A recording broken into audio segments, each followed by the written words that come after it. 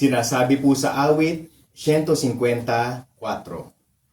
Purihin niyo siya sa pamamagitan ng mga tamborin at mga sayaw.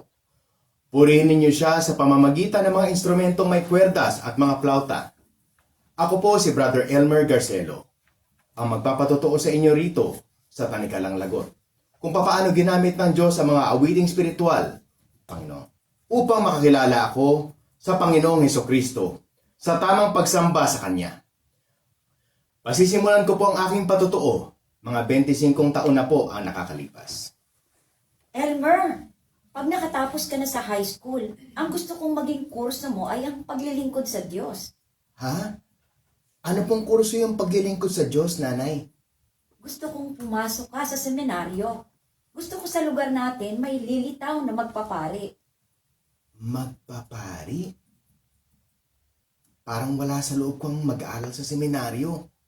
May sinasabi ka ba? Ayaw mo bang magpari? Ah, hindi po.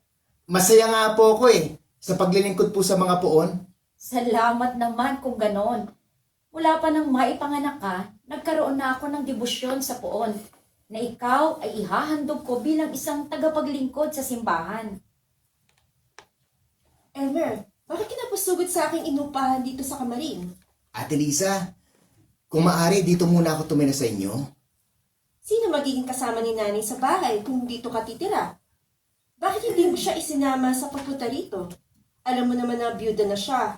Alam kong hindi magandang ginagawa ko. Hindi ako nagpaalam sa kanya ng maayos. Tumakas ako sa kanya. Tumakas? Bakit? Ate, gusto niya akong ipasok sa seminaryo.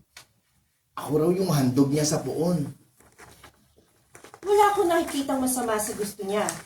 At least, may pagdadasal mo ang aming mga kaluluwa. Wala nga.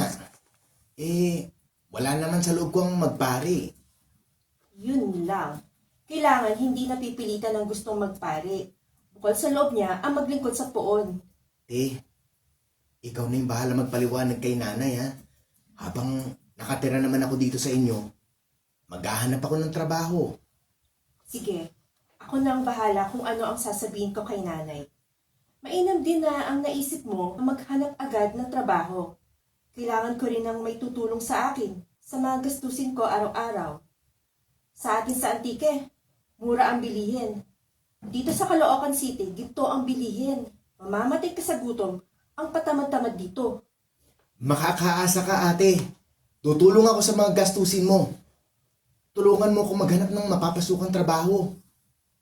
Bukas, magtatanong-tanong ako sa aking mga kakilala. Madali ka naman makakuha ng trabaho rito.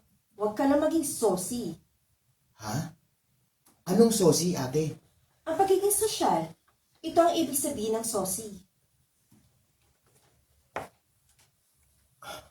Ang gaganda naman ng mga kinakanta ng kalapitbahay ni Ate Liza. Mapuntahan nga. Brother, baka gusto mong sumama sa aming kantahan. Nakakaya naman po. Pero, sige na nga po. Nagaganda na ako sa mga inaawit niyo Amen. Salamat sa Panginoong Hesukristo at may kabataang tulad mo ang nagkaroon ng interest makinig sa aming kantahan. Ako nga pala si Brother Manuel. Ako naman po si Elmer. Taga-Antique po ako. Mahilig din po akong kumanta. Laking simbahan po ako sa aming lugar. Tamang-tama. Kinakailangan namin ng manganganta. Kakaunti po ang alam ko sa inyong kinakanta Iba rin ang kinakanta namin sa aming simbahan. Walang problema. Madali mong masasabayan ang aming kinakanta. Sali ka sa amin. Magkakaroon muna tayo ng kaunting pag-aaral sa salita ng Diyos buhat sa Biblia bago tayo magkantahan muli. Saan ka ba galing, Elmer? Diyan sa kapitbahay mo, ate. Nakinig ako ng Bible study at isinasama nila ako sa kanilang kantahan. Mababait yung mga kapitbahay natin simula nung maging born again. Dati ang gulo-gulo nila. Lagi may awayan sa ating lugar. Naging panatag din ang kalooban ko nang bahagian nila ako ng kaligtasan patungkol sa Panginoong Hesukristo. Ganoon palang magkaroon ng tamang relasyon sa Panginoong Hesukristo? Minsan, isama mo rin ako. Nahiya akong pumunta sa kanilang simbahan. Alam mo naman, ang pamilya natin, mahiyain. Mabuti at sinama mo ang kapatid mo sa church service. Tulad ko rin pong mahihain siya, Kuya Manuel.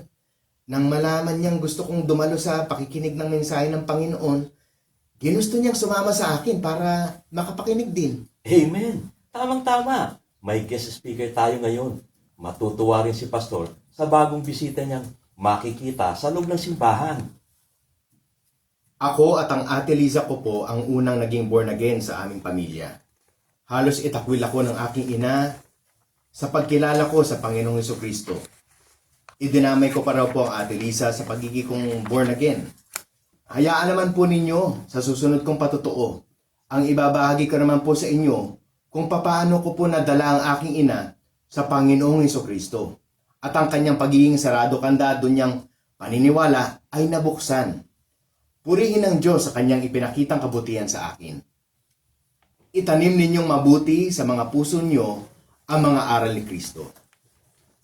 Paalalahanan at turuan nyo ang isa't isa ayon sa karunungang kaloob ng Diyos. Umawit kayo ng mga salmo, himno, at iba pang mga awiting espiritual na may pasasalamat sa Diyos sa mga puso ninyo. Kolosas 3:16. Diyan po nagwawakas ang pagsasandulan ng Tanikalong Lagot mula sa padalang liham ni Elmer Garcelo ng Caloocan City.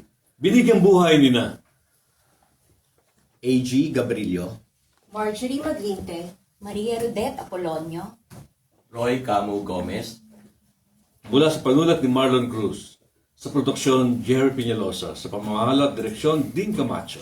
Hanggang sa muli, ugaling makinig sa 702 DCAS Radio TV, Agapay ng Sambayanan.